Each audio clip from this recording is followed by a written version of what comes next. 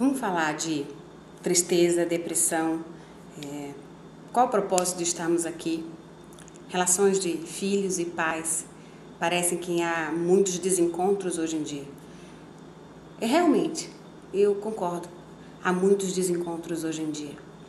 Os filhos, eles se sentem menos compreendidos por seus pais. Não que esses pais não os amem, mas esses pais estão mais atentos a como esses filhos se comportam e como eu vou ensinar e pregar valores de honestidade, caráter, de como esse filho tem que ser um campeão, um vencedor amanhã na estrada e na estrutura da vida. E esse pai está atento a esses detalhes e proporciona a esse filho, ou tenta proporcionar o melhor que ele pode. Faz muitos sacrifícios para que esse filho tenha o mínimo de chance possível quando for lançado ali, entre os demais. Mas sem perceber, e em meio a tantas tarefas e obrigações que esses mesmos pais têm de trabalho e compromisso, porque tudo envolve um certo dinheiro, e dinheiro envolve disposição e trabalho, ausência familiar, ausência do convívio, do contato direto. Então essas crianças, elas são pouco compreendidas em suas esferas emocionais. Tudo isso é feito assim, veladamente, sem ser percebido. Quando esse pai e esse filho vão conversar, eles conversam sobre coisas concretas, sobre que faculdade você vai escolher, aonde você vai estar, com quem você saiu, você bebeu. E você tem responsabilidade sobre aquilo que você faz? Os erros cometidos são severamente, às vezes, apontados, porque esse pai tem um medo incrível que esse filho não entenda os valores reais da vida. Mas, na verdade, o que desencadeia, às vezes, o comportamento e as escolhas desse filho ou dessa filha está muitas vezes diretamente ligado ao que está dentro deles mesmos. E eles são um corpo em formação. Informação também é interior, informação em tudo que ele vem sentindo. E tudo isso muda de fase em fase.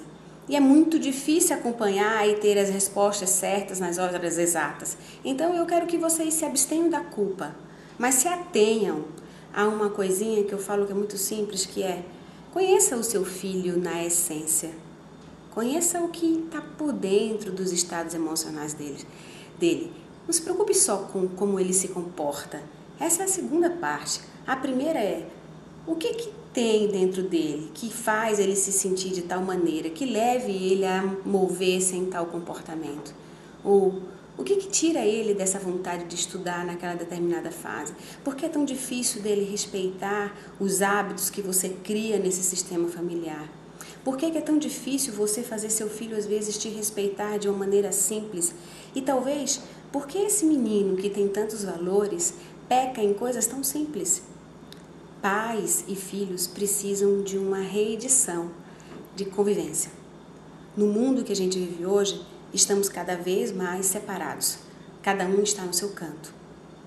E a internet, ou todos esses movimentos eletrônicos, eles facilitam sim a gente ficar distantes ou mais dissociados dos contatos íntimos, afetivos e desses reconhecimentos. Tristeza, depressão, inicia-se numa interpretação já adoecida de eventos que acontecem na sua vida. E isso não depende da idade. Pode ser criança, adolescente, pré-adolescente, adulto, idoso. A tristeza que vai virando uma coisa cíclica e se transformando em algo mais denso, onde você perde o controle e a sua satisfação de viver, parece que instalou-se um vazio dentro de você e a sua expectativa vai diminuindo, assim como a esperança, e de repente, olha, num estímulo assim, o teu estímulo acaba. Parece que você não quer mais fazer o que naturalmente você faria ou fazia e gostava de fazer até. O seu filho pode sofrer a mesma coisa. Eu fico vendo pessoas pregando o amor, pregando a boa atitude, pregando a honestidade, mas não utilizando aquilo que prega na parte diária, do dia a dia relacional dessas pessoas que convivem, coexistem no mesmo ambiente. E numa empresa, onde uma das maiores dificuldades é as relações com elas mesmas. Não é só ter sucesso e ser reconhecido. A gente gosta de ser reconhecido porque somos vaidosos, às vezes precisamos até tolher um pouco dessa vaidade para a gente não se perder de nós mesmos e da essência, que é o que tem que ser realmente o movedor da nossa estrutura, o movimentador da nossa esfera. Mas reconhecimento tem que vir primeiro de você mesmo. Se querer bem e saber se você está dando aquilo que você pode de você mesmo, independente do cargo que você ocupe, se é pai, se é filho, se é um profissional de uma empresa ou dono de uma empresa, é saber quem é você e o que você faz puramente pela própria consciência, antes de mais nada. Porque o mundo às vezes é esmagador. E se você não for seguro de quem você é e daquilo que você faz, ou da direção que você quer mudar, ou transformar, ou manter, se você não tiver segurança nisso, quem é que vai ter segurança naquilo que você faz? Qualquer um vai poder fazer melhor que você. É melhor quem é mais seguro. E insegurança é diferente de medo. O medo ele é provisório, porque quando sai o objeto de medo de perto de você, seus batimentos cardíacos voltam ao normal e tudo se estabiliza. Mas a insegurança é crônica e uma vez crônica ela está instalada em cada escolha que você faz da sua vida e também em cada interpretação de eventos que acontecem na sua rotina. Insegurança não serve para nada.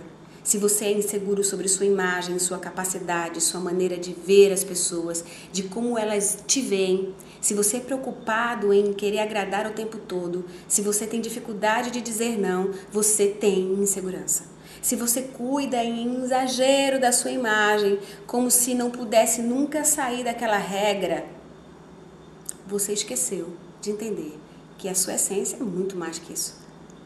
Cuidar-se, valorizar-se, ter opiniões, dar certo aqui, dar certo ali, é bom, é saudável. Mas não espere fazer isso só por conhecimento alheio. Faça isso por você. Porque você precisa experimentar toda a sua capacidade. Sua capacidade é infinita. Suas tendências vão ser variáveis, porque nascemos com aptidões variáveis. Por isso que não dá para comparar um ser humano com outro. Dá para colher, sim, o que tem dentro de você e jogar lá para fora. Mas lá para fora, assim, abertamente, livremente, com capacidades. Mas não dá para não perceber o que está no interior das pessoas. Não dá para conviver em relações onde só existe uma realidade. E essa realidade tem que ser a que prevalece. Então, vamos ser todos robôs ditados por um rei. E esse rei mantém todas as regras. Esse rei, além de ser um extremo solitário, é uma pessoa que jamais vai ser amada ou apreciada na sua essência.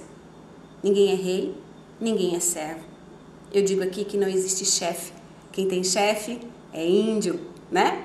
Já ouvi essa palavra.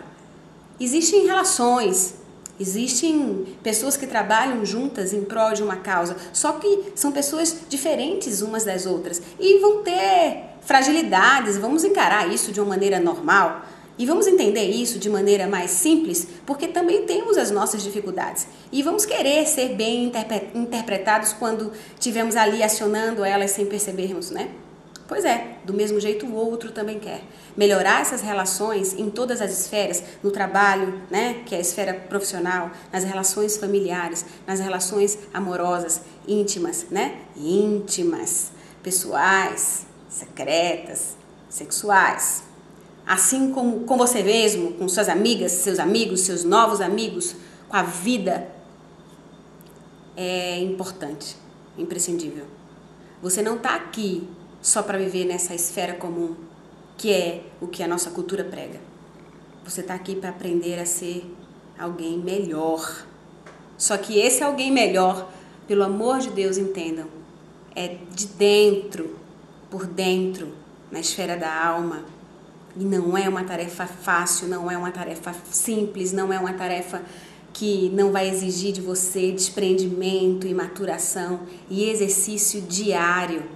É um exercício diário manter-se sendo alguém melhor por dentro.